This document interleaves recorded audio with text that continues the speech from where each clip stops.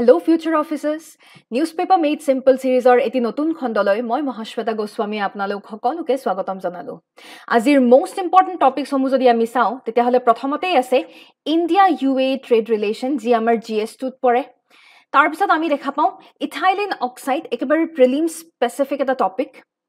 aru apnaloke hoyto gom pae বহু সময়ত আমি some important species in news আমি পাও তো ইয়াতে আজি আমি নেপটিছ ফাইলেৰিয়াৰ কথা আমি ডিসকাস কৰিবলৈ ওলাম তাৰ পিছত আছে আমাৰ GS3 UN প্লাষ্টিক ট্ৰিটি আৰু শেষত আমাৰ যেটো টপিক হে টপিকটো হৈছে জেনাৰেটিভ AI তো এই আজিৰ এই ইম্পৰ্টেন্ট টপিক সমূহ আমি ভালদৰে আলোচনা কৰিম কিন্তু তাৰ আগতে আপোনালোকক জনাই থওঁ যে এই বছৰৰ APSC CC প্ৰিলিমছ যি সকলে এপিয়াৰ হৈছে আৰু যদি আপোনালোকে পজিটিভ ৰিজাল্ট এক্সপেক্ট কৰিছে তেনেহলে আপোনালোকৰ বাবে competition কেয়াৰে Mains crash course launch korise jot apnalike previous year question analysis pabo aru bibhinno dhoroner sundor bhabe answer writing techniques ba ways and methods use of keywords doubt clearing session hokolubur apnalike love koribo paribo aru jodi apnalike join koribole bisarise tenehole tolot dia contact number tit jogajog koribo pare aru taru porichi hokole practice or babe mains test series join koribo bisare tenehole yar khetroto apnalike competition career tolot dia number tit jogajog koribo pare coming back to the topic azir prothom topic jehetuke India UAE trade relation আমি already গম পাও যে India আৰু ইএৰ মাজত যি আমাৰ diplomatic tie up প্ৰথমবাৰৰ বাবে 1972 বাইলেটাৰেল এগ্ৰিমেন্ট হোৱা আমি গম পাও বৰ্তমান সময়ত আমি যদি চাও বৰ্তমান সময়ত আমাৰ বিভিন্ন সেক্টৰত ইন্ডিয়া আৰু ইউএৰ মাজত যি এই পাৰ্টনাৰশ্বিপ হসাকৈ ইমপ্ৰুভ হৈ যোৱা আমি দেখা পাও যেনে ফৰ এক্সাম্পল আমি যদি ফিনটেকত চাও ফিনটেকত আমাৰ কি হৈছে ডিজিটাল পেমেন্ট মোড আমাৰ ভাল হ'ব ধৰিছে এজ ফৰ এক্সাম্পল আমি যদি লও আমাৰ যি ৰূপে আপোনালোকে হয়তো ডেবিট কাৰ্ডৰ ক্ষেত্ৰত আপোনালোকে ৰূপে ব্যৱহাৰ কৰিছে আমাৰ ইন্ডিয়াৰ এই ৰূপেও বৰ্তমান UAE সুন্দৰভাৱে একচেপ্ট কৰা দেখা পাও তাৰছত আমাৰ যি UPI এই গোটেই প্ৰসেসটো ইন্ডিয়াৰ এই সকলোবোৰ সিস্টেম ফিনটেকৰ এই সিস্টেম সমূহ UAE accept কৰা আমি দেখা পাইছো তো ইয়াৰ থ্ৰুৰে আমি এটা প্ৰপাৰ ৰিলেশন স্থাপন হোৱা বুলি ক'ব পাৰো যেনে দৰে ফিনটেকত এনেকুৱা ধৰণৰ ৰিলেশন স্থাপন হৈছে ঠিক সেই দৰে aviation edtech healthtech clean energy সেক্টৰত সকলোতে ইন্ডিয়া আৰু UAE এটা পজিটিভ ডিপ্লোমেটিক গ্ৰোথ সেটআপ হোৱা বুলি আমি ক'ব পাৰো আৰু আমি সকলোৱে এটা বস্তু গম পাও যে there are different types of trade agreement নহয় জানো যেনেকে আমাৰ থাকে ফ্ৰী ট্ৰেড এগ্ৰিমেন্ট তেনেকে আমাৰ থাকে প্ৰেফাৰেন্সিয়াল ট্ৰেড এগ্ৰিমেন্ট ইন্ডিয়া আৰু ইএৰ ক্ষেত্ৰত UAEৰ ক্ষেত্ৰত যদি আমি চাবলৈ যাও ইন্ডিয়া আৰু UAEৰ ক্ষেত্ৰত আমি দেখা পাও যে কম্প্ৰিহেনসিভ ইকোনমিক পাৰ্টনাৰশ্বিপ এগ্ৰিমেন্ট স্থাপন হয় মে 2022 চনত কম্প্ৰিহেনসিভ ইকোনমিক পাৰ্টনাৰশ্বিপ এগ্ৰিমেন্ট সেপা নো কি হয় আমি অলপ পিছত আমি ডিসকাস কৰিম কিন্তু তাৰ আগতে আৰু এটা বিৰাট গুৰুত্বপূৰ্ণ পইণ্ট মই আপোনালোকক জনাও যে India is the third largest trading partner of UAE এটো এটা বিৰাট ইম্পৰ্টেন্ট পইণ্ট আজি UAEৰ ম্যাক্সিমাম ট্ৰেডিংৰ ক্ষেত্ৰত যদি আমি চাও চাইনা আৰু USৰ পিছতে ভাৰতৰ স্থান তৃতীয়ত আহে আৰু ৰিসেন্ট ইয়াৰত ডেটা অনুযায়ী ৰিসেন্ট ৰিপৰ্টস অনুযায়ী আমি দেখা পাইছো যে ইন্ডিয়া UAEৰ জিএ ট্ৰেড ৰিলেশন 16% বৃদ্ধি পোৱা আমি দেখা পাইছো আৰু বৰ্তমান সময়ত আৰু ভৱিষ্যতলৈও আমি যদি চাও তেতিয়া হলে আমি দেখা পাও যে আমাৰ যি এয়াৰ ট্ৰান্সপোৰ্টেশন এয়াৰ কাৰ্গো এই সমূহ সেক্টৰত ইন্ডিয়া আৰু UAEৰ পজিটিভ এটা সেক্টৰ পজিটিভ এটা কম্বিনেশন আমি দেখা পাবলে আমি সক্ষম হম আৰু ডেফিনেটলি যি আমাৰ স্টাৰ্টআপ সমূহত ইন্ডিয়া আৰু UAEৰ এটা পজিটিভ এটা ৰোল আমি দেখা পাব পাৰিম MSME আমি দেখা পাব পাৰো এগ্ৰি টেকনলজি গ্ৰীন এনাৰ্জি বৰ্তমান আমি গ্ৰীন এনাৰ্জি কিমান গুৰুত্বপূৰ্ণ কিমান ইম্পৰ্টেন্ট আমি সকলোৱে জানো ৰিনিউৱেবল এনাৰ্জি তো এনেকুৱা ধৰণৰ সেক্টৰত ইন্ডিয়া আৰু UAE একেলগে আগবাঢ়ি যোৱা আমি দেখা পাও আৰু এটা ইম্পৰ্টেন্ট ইনফৰমেশন যত ডুবাইত ভাৰত মাৰ্টে ইন্ডিয়াৰ ইন্ডিয়ান কোম্পানী সমূহৰ যি সমূহ প্ৰডাক্ট হে প্ৰডাক্ট সমূহ আফ্ৰিকা হওক মিডল ইষ্টত হওক এই সমূহ প্ৰডাক্ট ইন্ডিয়ান প্ৰডাক্টস বা ইন্ডিয়ান কোম্পানীৰ বস্তুবিলাক এক্সপোৰ্ট আফ্ৰিকা মিডল ইষ্টৰ নিচিনা দেশসমূহত এক্সপোৰ্ট কৰাত বৰ্তমান UAE আমাক ভাল এটা প্লেটফৰ্ম দিয়া বুলি ক'ব পাৰো সেইকাৰণে মনত ৰাখিব ভাৰত মাৰ্ট ক'ত স্থাপন হৈছে ভাৰত মাৰ্ট ডুবাইত স্থাপন হৈছে কামিং বেক টু অলপ আগতে মই আপোনালোকৰ আগত মই ট্ৰেড এগ্ৰিমেন্টৰ কথা কৈছিলো আৰু ইন্ডিয়া UAEৰ ক্ষেত্ৰত আমি কি দেখা পাইছো CEPA comprehensive economic partnership agreement আৰু এই যে comprehensive partnership comprehensive economic partnership agreement এই এগ্ৰিমেণ্টৰ ফলত বৰ্তমান আমাৰ ভাৰত আৰু ইউএৰ ক্ষেত্ৰত আমি কি দেখা পাইছো আমি কিছুমান পজিটিভ সেক্টৰ আমি দেখা পাইছো যত আমাৰ ট্ৰেড আৰু ইনভেষ্টমেন্টত এটা পজিটিভ সাইড আহা দেখা পাইছো মাৰ্কেট এক্সেস ইমপ্ৰুভমেন্ট আহা দেখা পাইছো ইকনমিক গ্ৰোথ হোৱা দেখা পাইছো এনেকুৱা নহয় যে অকল ভাৰততে হৈছে both way round UAE হক ভাৰত হক দুয়ো কান্ট্ৰিতে আমি সব চাৰিও ফালৰ পৰা ট্ৰেডিংৰ ক্ষেত্ৰত আমি এটা পজিটিভ সেক্টৰত আগবাঢ়ি যোৱা আমি দেখা পাইছো আৰু ডেফিনেটলি যি সমূহ বেৰিয়াৰ্স আছে যি সমূহ আমাৰ বাধা আছে ট্ৰেডৰ ক্ষেত্ৰত হওক ইনভেষ্টমেন্টৰ ক্ষেত্ৰত হওক দুয়োখন দেশে UAE হওক বা ভাৰত হওক দুয়োখন দেশে মিলি পেলাই গোটেই এই প্ৰবলেমসমূহ সলভ কৰাৰ কাৰণে তেওঁলোকে প্ৰচেষ্টা চলাই আছে আৰু এই সেপাৰ আণ্ডাৰত আমি কি দেখা পাওঁ tariff reduce করা দেখা পাও অর্থাৎ ইন সিম্পল টার্মস আমি ট্যাক্স রিডিউস করা দেখা পাইছো ইয়ার থ্ৰুৰে আমাৰ কি পজিটিভ ইম্প্যাক্ট পৰে ইয়াৰ থ্ৰুৰে ডেফিনেটলি আমাৰ ইম্পোৰ্ট হক এক্সপোৰ্ট হক এনেকুৱাবোৰ সেক্টৰত আমাৰ পজিটিভ এটা সাইড দেখা পোৱা গৈছে তো এআই আছিল আমাৰ ইন্ডিয়া UAE ট্ৰেডৰ লগত ৰিলেটেড কিছুমান ৰিলেশন নেক্সট টপিকটো হৈছে ইথাইলিন অক্সাইড এটা ইথাইলিন অক্সাইড নো নিউজলে কেলে আহিছে ইন্ডিয়াৰ যি সমূহ মছলা স্পাইস আমি এনেও জানো যে ইন্ডিয়া কেৰালা বা আমাৰ সাউথ ইন্ডিয়াৰ কিছুমান পাৰ্টিকুলাৰ জেগা they are very much famous for spice production হয়নে ইন্ডিয়াৰ স্পাইসত সিঙ্গাপুৰে ইথাইলিন অক্সাইড পাইছে আৰু ইয়াৰ ফলত ইথাইলিন অক্সাইড পাইছে so it's a chemical ethylene oxide পোৱাৰ ফলত কি হৈছে আমাৰ obviously ইন্টাৰনেশ্যনেল মাৰ্কেটত কিছুমান ষ্টেণ্ডাৰ্ড থাকে কেনেকুৱা ধৰণৰ কি chemicals থাকিব লাগে নালাগে এনেকুৱা ধৰণৰ কিছুমান ষ্টেণ্ডাৰ্ডাইজেচন কৰা থাকে তো এতিয়া ইথাইলিন অক্সাইড পোৱাৰ ফলত অসুবিধা কি হৈছে কেনেকুৱানো সমস্যাৰ সৃষ্টি হয় ইথাইলিন অক্সাইড আসলতে কাৰ্চিনোজেনিক মানে হৈছে ক্যান্সাৰ কজিং ই কৰ্কট ৰোগৰ কাৰক আৰু যদি আমি এনেকুৱাকে ইথাইলিন অক্সাইড যদি আমি কনজিউম কৰি থাকো আমি যদি গ্ৰহণ কৰি থাকো বা আমি যদি ইনহেল আমি আমাৰ ইথাইলিন অক্সাইড যদি উশাহ নিশাহৰ মাধ্যমেৰেও যদি আমাৰ শৰীৰত প্ৰৱেশ কৰে তেতিয়াও কৰ্কট ৰোগৰ নিচিনা সমস্যাৰ সৃষ্টি হ'ব পাৰে সেয়ে ৰিপৰ্ট অনুযায়ী সিঙ্গাপুৰে যেহেতুকে কৈছে যে ইন্ডিয়াৰ মছলা ইন্ডিয়াৰ স্পাইসত ইথাইলিন অক্সাইড পোৱা গৈছে সেয়ে ই আসলতে ভাৰতৰ প্ৰক্ষেপত ভাৰতৰ ক্ষেত্ৰত একেবাৰে ভাল বা পজিটিভ সাইড নহয় তাৰ উপৰি যেহেতুকে ইথাইলিন অক্সাইড কেমিক্যাল হয় ৰাইট ইটস আ কেমিক্যাল ইয়াক মিউটাজেনিক বুলিও কোৱা গৈছে যদি উশাহ নিশাহৰ মাধ্যমেৰে যদি ইথাইলিন অক্সাইড আমাৰ শৰীৰত যদি প্ৰৱেশ কৰে তেতিয়া হলে কি কৰিব পাৰে ই আমাৰ শৰীৰত মিউটেশন কৰিব পাৰে এটা কথাটো হল মিউটেশন মানেনো কি একেবাৰে সাধাৰণ শব্দত যদি মই ক'বলৈ যাওঁ তেতিয়া হলে আমাৰ শৰীৰত কিছুমান জিন আছে হয়নে আমাৰ শৰীৰটো DNA ৰে বনোৱা আজি আমাৰ প্ৰতিটো ক্যাৰেক্টাৰ আমি দেখিবলৈ কেনেকুৱা আমাৰনো বিহেভিয়াৰ কেনেকুৱা আমি সকলোৱে জানো যে আমাৰ মা দেউতা খুৰা মামা পেহিৰ হৈতে আমাৰ কিছু নহয় কিছু আমাৰ কিছুমান সিমিলাৰিটি থাকে কি কাৰণে সিমিলাৰিটি থাকে ই আসলতে DNA ৰ বাবে এনেকুৱা ধৰণৰ আমি সিমিলাৰিটি দেখা পাওঁ DNA ৰ এটা সেট আমি মাৰ পৰা পাওঁ এটা সেট আমি দেউতাৰ ফলৰ পৰা পাওঁ কিন্তু এই DNA obviously with change in environment এটা environmentat anytime changes ahi ase with change in environment DNA to changes aha dekha poa jay kintu ji ei changes ahe ei changes bilak imane negligible je bosor par hoy goleo ami DNA t major changes nedekhu একেবাৰে যদি millions and millions of years যদি পাৰ হৈ যায় বলে হাজাৰ বছৰ পাৰ হৈ গল million years পাৰ হৈ গল তেতিয়া আপুনি দেখা পাব যে এটা পাৰ্টিকুলাৰ প্ৰজাতিৰ ক্ষেত্ৰত কিবা অলপ আপুনি changes DNA changes কিছুমান দেখা পাব আৰু ইয়াকে আমি কি বুলি কওঁ ইয়াকে আমি ইভলিউশন বুলি কওঁ যি নতুন এটা প্ৰজাতিৰ সৃষ্টি কৰে কিন্তু ইয়াতে মই ইভলিউশনৰ কথা কোৱা নাই ইভলিউশনৰ মেইন ক্ৰাইটেৰিয়া কি ইভলিউশনৰ মেইন ক্ৰাইটেৰিয়া হৈছে change in DNA but it takes long time period কিন্তু মিউটেশন যদি হয় মিউটেশনতো আমি কি দেখা পাও মিউটেশনতো আমি DNA ৰ চেঞ্জ দেখা পাও but within a very short period of time এয়া হৈছে ইভলিউশন আৰু মিউটেশনৰ মাজত এটা বিৰাট ডাঙৰ পাৰ্থক্য মই পুনৰ কৈছো ইভলিউশন আৰু মিউটেশনত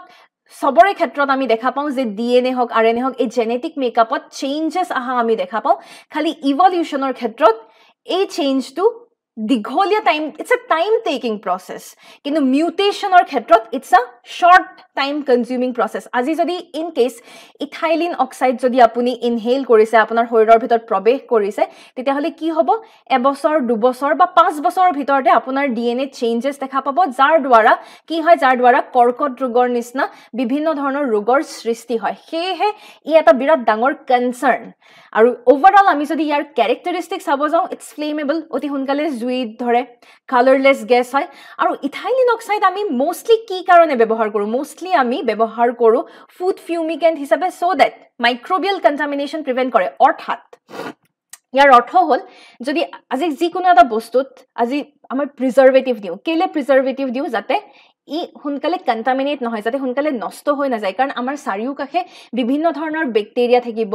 তাৰপিছত ভেঁকুৰ থাকিব, যি আমি খালী চকুৰে কেতিয়াও দেখা পাব নোৱাৰোঁ। আমাৰ খালী চকুৰে দেখা পোৱাটো একেবাৰে অসম্ভৱ। এনেকুৱা ধৰণৰ বেক্টেৰিয়া, ভেঁকুৰ যদি আজি কিবা খাদ্য বস্তুত যদি প্ৰৱেশ কৰে, অভিয়াছলি খাদ্য বস্তু নষ্ট কৰি দিব। সেয়েহে এনেবোৰ বেক্টেৰিয়া হওক, তাৰপিছত ফাংগাছ হওক, এনেবোৰ মাইক্ৰ' অৰ্গেনিজমছৰ পৰা আমি যদি কিবা বস্তু বচাই ৰাখিব লাগে, খাদ্য বস্তুসমূহ বচাই ৰাখিব লাগে, তেতিয়াহ'লে আমি কি ব্যৱহাৰ কৰোঁ? তেতিয়াহ'লে আমি প্ৰিজাৰ্ভেটিভৰ নিচিনা বস্তু কিছুমান ব্যৱহাৰ কৰোঁ। ঠিক সেইদৰে ইথাইলিন অক্সাইডো এনেকুৱা ধৰণৰ মাইক্ৰবিয়েল কণ্টামিনেশ্যন, ভেঁকুৰ জাতীয় বা বেক্টেৰিয়া, ভাইৰাছৰ নিচিনা বস্তু, এনেকুৱা মাইক্ৰ' অৰ্গেনিজমসমূহে যাতে আক্ৰমণ কৰি পেলাই খাদ্য বস্তু যাতে নষ্ট কৰি নেপেলায়, তাৰ বাবেও ইথাইলিন অক্সাইড ব্যৱহাৰ কৰা দেখা পোৱা যায়। কিন্তু ডেফিনেটলি ইণ্টাৰনেশ্যনেল ষ্টেণ্ডাৰ্ড অনুযায়ী কিছুমান পাৰ্টিকুলাৰ ভেলিউজ দিয়া থাকে যে আমি ইথাইলিন অক্সাইড ইমানটো এমাউণ্টতহে আমি ব্যৱহাৰ কৰিব পাৰিম, বা ইয়াৰ সলনি কিবা যদি অল্টাৰনেটিভ আছে, কিবা অল্টাৰনেটিভ আমি ব্যৱহাৰ কৰিব লাগে। কিন্তু বৰ্তমান ভাৰতৰ মছলাসমূহত কি পাইছে? এটা ছিগনিফিকেণ্ট এমাউণ্টত ইথাইলিন অক্সাইড পোৱা গৈছে। সেয়েহে ই কিছুমান কনচাৰ্ণৰ সৃষ্টি কৰিছে। ইয়াৰ পিছৰ নিউজটোলৈ যদি যাওঁ, নেপটিছ ফিলাইৰা, পিকচাৰ দেখিয়ে আপোনালোকে গম পাইছে ই আচলতে এটা বাটাৰফ্লাই স্পিচিজ হয়, পখিলাৰ প্ৰজাতি এবিধ। আৰু কি কাৰণেনো নিউজত আহিছে? নিউজত আহিছে কাৰণ it has been discovered for the very first time in India. এয়াই হৈছে আটাইতকৈ ইম্পৰ্টেণ্ট পইণ্ট। কেতিয়াবা একেবাৰে সাধাৰণতে আপোনালোকে যদি প্ৰিভিয়াছ ইয়াৰ কুৱেশ্যনসমূহ যদি আপোনালোকে এনালাইচিছ কৰিছে, কেতিয়াবা আপোনালোকে দেখা পাব এটা প্ৰজাতিৰ নাম বা এটা পাৰ্টিকুলাৰ সেই স্পিচিজৰ নাম এনেকৈ দি দিব, ৰিচেণ্টলি পাৰ্টিকুলাৰ স্পিচিজটোৰ নাম দিব, was in news, what is it related to? Option A, option B, option C, option D, তেনেকৈ দি দিব। ঠিক সেইদৰে যিহেতুকে ভাৰতত প্ৰথমবাৰৰ বাবে এই পখিলাৰ এই নতুন প্ৰজাতিত প্ৰথমবাৰৰ বাবে ডিছকাভাৰ হোৱা বুলি আমি গম পাওঁ, তো হয়তো পৰীক্ষাত এনেকৈ দিব পাৰি, recently Neptis philyra was in news, what is it related to? Option A, whether it's a fish species. Option B, whether it's a bird species. Option D, whether it's a butterfly species. Option D, none of the above. তো আপোনালোকে জানিব লাগিব। আৰু obviously এই যেটো স্পিচিজ য'ত ক'ত ডিছকাভাৰ কৰা হৈছে, ক'ত আমি এই স্পিচিজটো প্ৰথমবাৰৰ বাবে ভাৰততো পাইছোঁ, কিন্তু ভাৰতৰ কোনখিনি অঞ্চলত আমি পাইছোঁ? মনত ৰাখিব, অৰুণাচল প্ৰদেশ, লোৱাৰ সুবনচিৰি অফ অৰুণাচল প্ৰদেশ, অৰ্থাৎ আমাৰ নৰ্থ ইষ্টতে পোৱা গৈছে। এনেও এক্সামৰ পাৰ্সপেক্টিভত চাব গ'লে আমাৰ যিসমূহ ৱেষ্টাৰ্ণ ঘাট, ইকলজি এনভাইৰনমেণ্টত চাব গ'লে ৱেষ্টাৰ্ণ ঘাট আমাৰ বাবে ইম্পৰ্টেণ্ট হয়, নৰ্থ ইষ্ট আমাৰ বাবে ইম্পৰ্টেণ্ট হয়। ঠিক সেইদৰে আন্দামান এণ্ড নিকোবৰৰ কিছু তথ্য আমাৰ বাবে ইম্পৰ্টেণ্ট হয়। তো যিহেতুকে নৰ্থ ইষ্টত এই পাৰ্টিকুলাৰ প্ৰজাতিটো অৰুণাচল প্ৰদেশ, লোৱাৰ সুবনচিৰিৰ অৰুণাচল প্ৰদেশ, তাকো কোনটো? তালে ভেলী ৱাইল্ড লাইফ চেঞ্চুৰী। মনত ৰাখিব, তালে ভেলী ৱাইল্ড লাইফ চেঞ্চুৰীত যিহেতুকে এই প্ৰজাতিটো ডিছকাভাৰ কৰা গৈছে, সেয়েহে এইটো এটা ইম্পৰ্টেণ্ট নিউজ আমাৰ বাবে হ'ব পাৰে।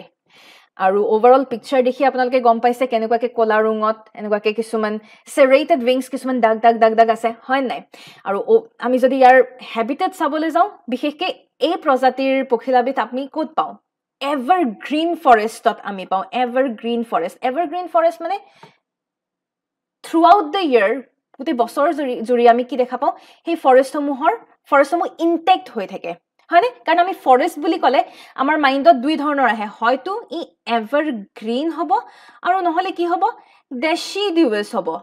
এতিয়া অসমৰ নিচিনা জেগাত কি দেখা পাওঁ? যেতিয়া উইণ্টাৰ ছিজন আহে, শীতকাল যেতিয়া আহে, লাহে লাহে আমাৰ কি হয়? পাতসমূহ একেবাৰে মৰহি যায়, পাতসমূহ সৰি পৰে, গছবোৰ লঠঙা হৈ পৰে। সেয়াই হৈছে আমাৰ ডেচিডিউৱাছ স্পিচিজ। কিন্তু এভাৰগ্ৰীণৰ ক্ষেত্ৰত আমি এনেকুৱা ধৰণৰ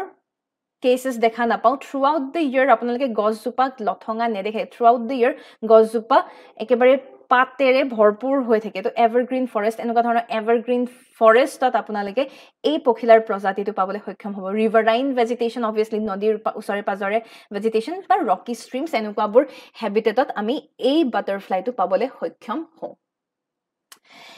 ইয়াৰ পিছৰ যেটো নিউজ এই নিউজটো বিৰাট গুৰুত্বপূৰ্ণ এই নিউজটো হৈছে UN প্লাষ্টিক ট্ৰিটিৰ ওপৰত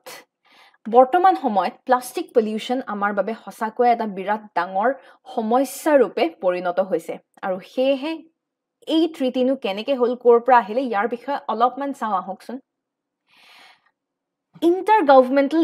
Negotiating Committee. এটা Intergovernmental Negotiating Committee নো কি হয় Intergovernmental Negotiating Committee এটা obviously এখন কমিটি হয় এই কমিটিখনে কিহক এড্ৰেছ কৰে এই কমিটিখনে এড্ৰেছ কৰে প্লাষ্টিক পলিউশ্যন সদায় মনত ৰাখিব যেতিয়াই আপোনালোকে INC দেখা পাব এই INC আমি ইন্ডিয়ান ন্যাশনাল কংগ্ৰেছৰ কথা কোৱা নাই এয়া এনভাইৰনমেন্টৰ পাৰ্সপেক্টিভত কৈ আছো ইন্টাৰগভৰ্নমেন্টাল নেগোশিয়েটিং কমিটি এই কমিটিখনে প্লাষ্টিক পলিউশ্যনৰ সমস্যাসমূহ এড্ৰেছ কৰে আৰু ৰিসেন্টলি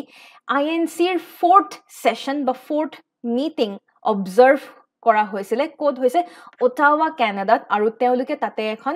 সন্ধি এখন সাইন কৰিছে ট্ৰিটি এখন সাইন কৰিছে আৰু হেয়া হৈছে UN প্লাষ্টিক ট্ৰিটি আৰু মই অলপ আগতে আপোনালোকক যে ইন্টাৰগভৰ্নমেন্টাল নেগোশিয়েটিং কমিটিৰ কথা কলো যিয়ে প্লাষ্টিক পলিউশ্যনক এড্ৰেছ কৰে ওভাৰঅল এই কমিটিখন একেবাৰে নতুন আমাৰ ইউনাইটেড নেশ্যন এনভাইৰনমেন্ট এছেম্বলিয়ে প্ৰথমবাৰৰ বাবে INCৰ ডেভেলপমেন্টৰ কথা লৈ আনিছিলে 2022 চনত যে প্লাষ্টিক পলিউশ্যন থ্ৰুআউট দ্য ওয়াৰ্ল্ড পৃথিৱী জুৰি বৰ্তমান আমাৰ যি এটা ডাঙৰ সমস্যা প্লাষ্টিকৰ প্ৰদূষণ এনে এই ডাঙৰ সমস্যাটো যাতে আমি একেবাৰে নোহোৱা কৰিব পাৰো তাৰ বাবে এনেকুৱা এখন কমিটিৰ কথা প্ৰথমবাৰৰ বাবে ওলাইছিলে এটা ওভাৰঅল প্লাষ্টিক পলিউশ্যনৰ ওপৰত যদি আমি ডেটা যদি চাওঁ তেতিয়াহলে আপোনালোকে দেখা পাব হিউজ এমাউন্টত প্লাষ্টিক প্ৰডিউস হয় আৰু obviously 2000 চনৰ তুলনাত 2000ৰ তুলনাত 2019ত যদি চাই প্লাষ্টিক প্ৰডাকশন কেনেকুৱাকে বৃদ্ধি পাইছে অলমোস্ট ডাবল হৈ গৈছে কোত 2000 চনত 234 মিলিয়ন মেট্ৰিক প্লাষ্টিক প্ৰডাকশন হৈছিল আৰু কোত 2019 চনত 460 মিলিয়ন মেট্ৰিক প্লাষ্টিক প্ৰডিউস হৈ আছে আৰু এই সকলোবোৰত আমি যদি দেশসমূহক যদি আমি ৰেংক দিও তেতিয়া আপোনালোকে চাব যে ভাৰতৰ ৰেংক থাৰ্ড ভাৰত তৃতীয় স্থানত প্লাষ্টিকৰ প্ৰদূষণৰ ক্ষেত্ৰত আৰু obviously এয়া আমাৰ বাবে একেবাৰে দুখৰ বিষয় কাৰণ আমি ভাল ক্ষেত্ৰত যদি আমি ভাল ৰেংক পাও ভাল স্থান দখল কৰিব পাৰো হেয়া আমাৰ বাবে সঁচাকৈ গৌৰৱৰ কথা কিন্তু ইয়াতে আমি তৃতীয় স্থান কিহৰ ক্ষেত্ৰত দখল কৰিছো প্লাষ্টিকৰ ক্ষেত্ৰত প্লাষ্টিক প্ৰডাকশনৰ ক্ষেত্ৰত প্লাষ্টিক পলিউশ্যনৰ ক্ষেত্ৰত যিমান বেছি প্ৰডাকশন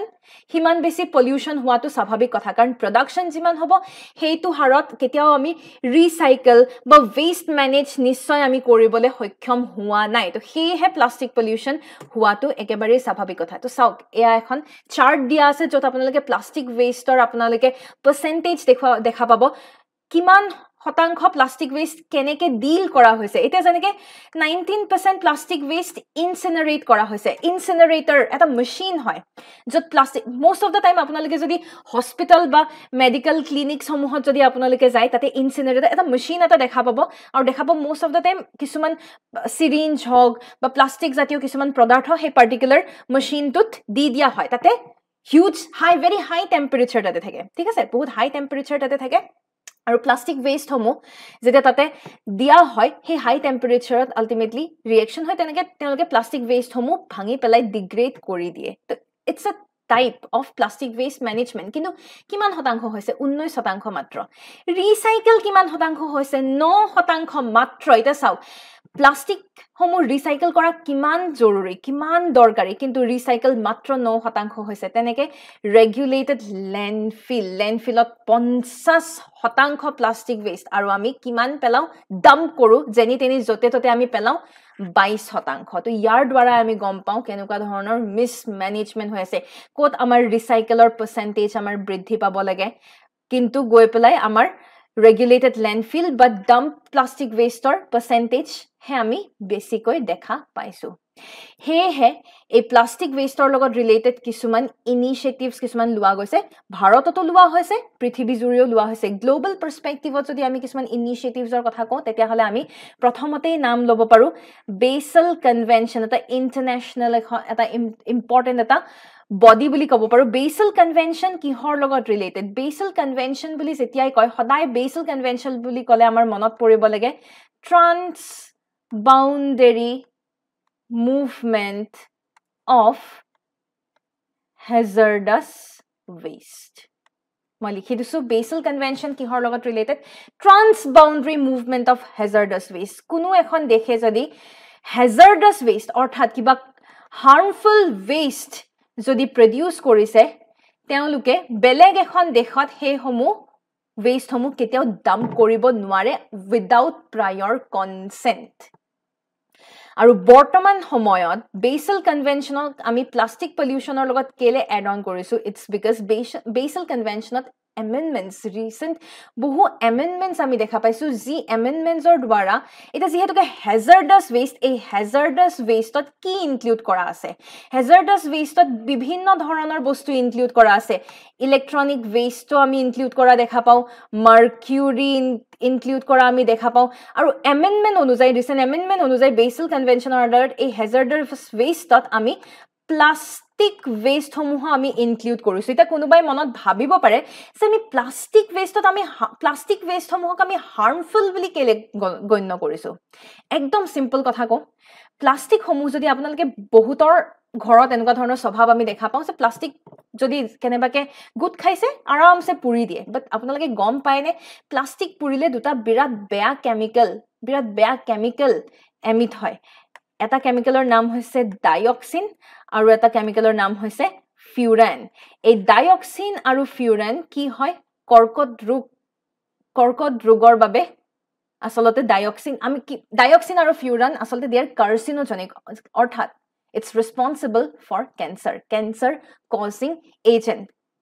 কৰ্কট ৰোগৰ কাৰক বুলি আমি ক'ব পাৰো ঠিক আছে তো প্লাষ্টিক যদি পুৰা জ্বলাই দিয়াৰ যদি কাৰোবাৰ স্বভাৱ আছে তেনে হলে নিশ্চয় আপোনালোকে ধৰিব পাৰিছে এই বস্তুটো একেবাৰে এতিয়াই আপোনালোকে প্ৰহিবিট কৰক এতিয়াই ৰখাই দিয়ক তাৰ উপৰি প্লাষ্টিকত কিমান ধৰণৰ এডিটিভস দিয়া হয় কিমান ধৰণৰ কেমিক্যালছ দিয়া হয় কিমান ধৰণৰ কালাৰ্ড প্লাষ্টিক বেগছ সমূহ আমি দেখা পাওঁ সেই সমূহ যদি আপোনালোকে ডাম্প যতে ততে যদি পেলাই দিয়া অবভিয়াসলি কেমিক্যালছ সমূহটো ওলাবই প্লাষ্টিক তাৰ উপৰি প্লাষ্টিক সমূহ কি হয় ৰোদ বতাহ বৰষুণ এনি টাইম এই এনভায়ৰনমেন্টাল ফ্যাক্টৰস প্লাস এটা প্লাষ্টিকৰ ওপৰত পৰি থাকে তেতিয়া হয় প্লাষ্টিক সমূহ কি হয় ডিগ্ৰেডেশন হয় প্লাষ্টিক সমূহ ভাঙি যায় সদায় মনত ৰাখিব plastics have the ability for photo oxidative degradation মই পুনৰ কৈছো মই এটা শব্দ ব্যৱহাৰ কৰিছো ফটো অক্সিডেটিভ ডিগ্ৰেডেশন অৰ্থাৎ প্লাষ্টিক সমূহ কেতিয়াও কোনো ব্যাকটেৰিয়া বা মাইক্ৰো অৰ্গানিজমছে আহি প্লাই প্লাষ্টিক সমূহ ভাঙি নেপেলাই ডিগ্ৰেডেশন নকৰে যদিও বা ৰিসেন্ট ৰিসাৰ্চ অনুযায়ী জাপানত এনেকুৱা কিছুমান প্লাষ্টিক ইটিং ব্যাকটেৰিয়া পাইছে হেতু এটা এক্সেপশনাল কেস হেতু আমি নধৰো প্লাষ্টিকছক আমি জেনাৰেলি নন বায়োডিগ্ৰেডেবল বুলিয়ে ধৰো কিন্তু প্লাষ্টিক সমূহ ফটো অক্সিডেটিভ ডিগ্ৰেডেশন হয় প্লাষ্টিক সমূহ অৰ্থাৎ ফটো মানে কি ফটো মানে হৈছে লাইট যেতিয়া সূৰ্যৰ পোহৰ সূৰ্যৰ ৰশ্মি যেতিয়া প্লাষ্টিকৰ ওপৰত পৰে বা বায়ু ৰেইনফল এই সকলোবোৰ এনভায়ৰনমেন্টাল ফ্যাক্টৰস যেতিয়া প্লাষ্টিকৰ ওপৰত পৰে তেতিয়া প্লাষ্টিক সমূহ ডিগ্ৰেড হয় ভাঙি যায় এআই হৈছে আমাৰ অক্সিডেটিভ ডিগ্ৰেডেশন আৰু ইয়াৰ দ্বাৰা বহু প্লাষ্টিক যেহেতু কেমিক্যালছৰ দ্বাৰা ইয়াক তৈয়াৰ কৰা গৈছে বহু ধৰণৰ কেমিক্যালছৰ এমিশন হোৱা আমি দেখা পাওঁ আৰু এই কেমিক্যালছ আমাৰ শৰীৰৰ বাবে কেৱল মানুহ বুলিয়ে নহয় আপোনালোকে প্ৰতিটো জীৱ জন্তু উদ্ভিদ সকলো প্ৰজাতিৰ ক্ষেত্ৰতে যদি চাই ই হসাকৈ বিৰাট ক্ষতিকাৰক হেহে ইয়াক আমি হ্যাজাৰ্ডাস ওয়েষ্টৰ আন্ডাৰত আমি আনিব পাৰো আৰু বৰ্তমান সময়ত Basel Convention ৰিসেন্টলি হসাকৈ প্লাষ্টিক ওয়েষ্ট ৰিডিউস কৰা বা প্লাষ্টিক ওয়েষ্ট এন্ড কৰাৰ কাৰণে বহু ধৰণৰ ৰেজলিউশনস ক'ব পাৰে বা বহু ধৰণৰ স্টেপস লোৱা আমি দেখা পাওঁ ঠিক হেদৰে আমাৰ আছে global partnership on marine litre এটা সাগৰৰ পাৰত আমি দেখা পাওঁ বহু মানুহে বহু ধৰণৰ প্লাষ্টিক সমূহ তাতে পেলাই দিয়ে একদম সাগৰতে পেলাই দিয়ে বিৰাট বেয়া স্বভাৱ আৰু যি সমূহ দেখে এনেবোৰ সাগৰীয় অঞ্চলত এই প্লাষ্টিক ওয়েষ্ট সমূহ কমোৱাৰ বাবে প্ৰচেষ্টা চলাই আছে এই সকলোবোৰ দেশৰ মাজত এটা পাৰ্টনাৰশ্বিপ আমি দেখা পাওঁ যিয়ে ওভাৰঅল প্ৰচেষ্টা চলাই আছে যাতে মেৰাইন এনভাইৰনমেণ্টত সাগৰীয় অঞ্চলসমূহত প্লাষ্টিকৰ ব্যৱহাৰ যাতে কমাব পৰা যায় ভাৰতৰ পাৰ্সপেক্টিভত চাব গ'লে আমাৰ ভাৰতত প্লাষ্টিক ৱেষ্ট মেনেজমেণ্ট ৰুল আছে plastic waste management rule 2016 amendment হৈ পেলাই 2018ত এমেণ্ডমেণ্ট হৈছিলে আকৌ 2022 চনত পুনৰ এমেণ্ডমেণ্ট হৈ পেলাই আমি কি কৰিলো 2022 চনৰ এমেণ্ডমেণ্ট অনুযায়ী আমি সিঙ্গল ইউজ প্লাষ্টিক প্ৰডাক্ট সমূহ আমি বেন কৰিলো যিসমূহ সিঙ্গল ইউজ প্লাষ্টিক এবাৰে ব্যৱহাৰ কৰিব পাৰে very light weight plastic single use plastic সমূহ আমি বেন কৰিছো 2022 চনৰ প্লাষ্টিক ৱেষ্ট মেনেজমেণ্ট ৰুলছৰ আন্ডাৰত তাৰোপৰি আমি কি দেখা পাওঁ তাৰোপৰি আমি দেখা পাওঁ কিছুমান কেম্পেইনছ মানুহৰ মনত সজাগতাৰ সৃষ্টি কৰিবৰ বাবে বহু ধৰণৰ কেম্পেইনছ বৰ্তমান আমি দেখা পাওঁ যেনে beat plastic pollution plastic free India এনে ধৰণৰ আমি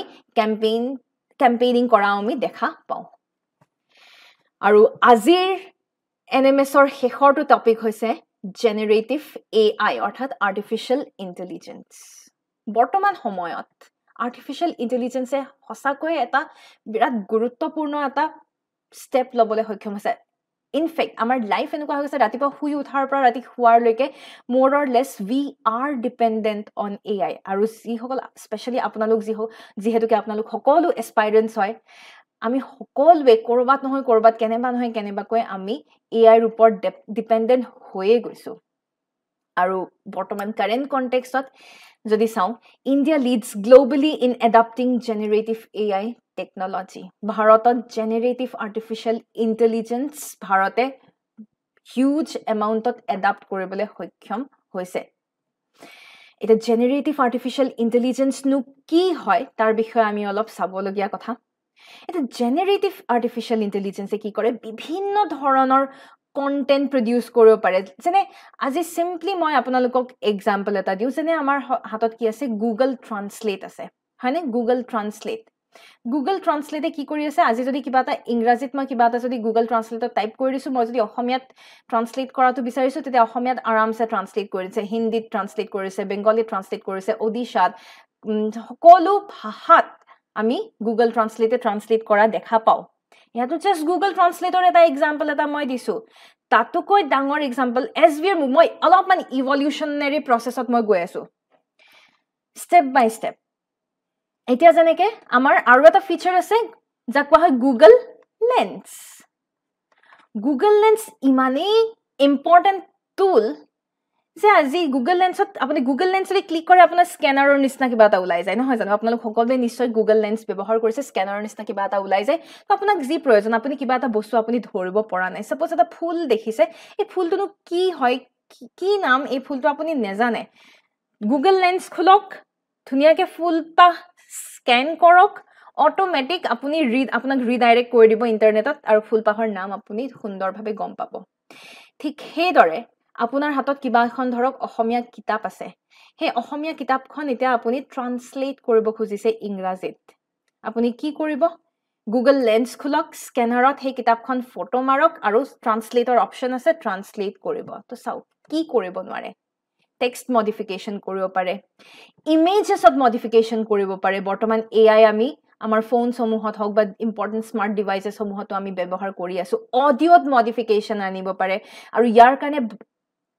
যদি আমি ভাল এক্সাম্পল লও ডিপ ফেকতকে বেষ্ট এক্সাম্পল মোৰ হাতত বৰ্তমান মই ডিপ ফেকতকে বেষ্ট এক্সাম্পল মই দিব নোৱাৰো বৰ্তমান সময়ত আৰু নিশ্চয় আপোনালোক সকলোৱে ডিপ ফেক বুলি কলে ৰিলেট কৰিব পাৰিব বিকজ আপোনালোকে যদি অলপ হলেও সোশ্যাল মিডিয়া যদি আপোনালোকে জানে বা ইউটিউব হলেও যদি চাইছে আপোনালোকে নৰেন্দ্ৰ মোদীৰ কণ্ঠত বিৰাট সুন্দৰ গান আপোনালোকে শুনিছে নহয় জানো এনি টাইম এটা সময়তো বিৰাট ভাইৰেল হৈ গল বিৰাট বেছি ভাইৰেল হৈ গল এটা অকল নৰেন্দ্ৰ মোদী বুলিয়ে নহয় এটা বিভিন্ন সিঙ্গাৰ এটা যেনেকে একোটা সুন্দৰ গান বৰ্তমান মোহাম্মদ ৰফিৰ ভয়েসত হওক কিশোৰ কুমাৰৰ ভয়েসত হওক এনেকুৱাকে পুৰণি গায়ক গায়িকাৰ ভয়েসত বৰ্তমান নতুন গানসমূহ মডিফাই কৰি থকা হৈছে তো চাওক অডিও মডিফাই কৰে ভিডিও মডিফাই কৰে আৰু হসাকৈ যি ধৰণে মডিফিকেশনছ আনে লিটাৰেলি আমাৰ ফিল হয় এজ ইফ হে পুৰণা সিঙ্গাৰ্স পুৰণা গায়ক গায়িকাই যেন তেওঁলোকে কণ্ঠদান কৰিছে তো this is the beauty of generative AI right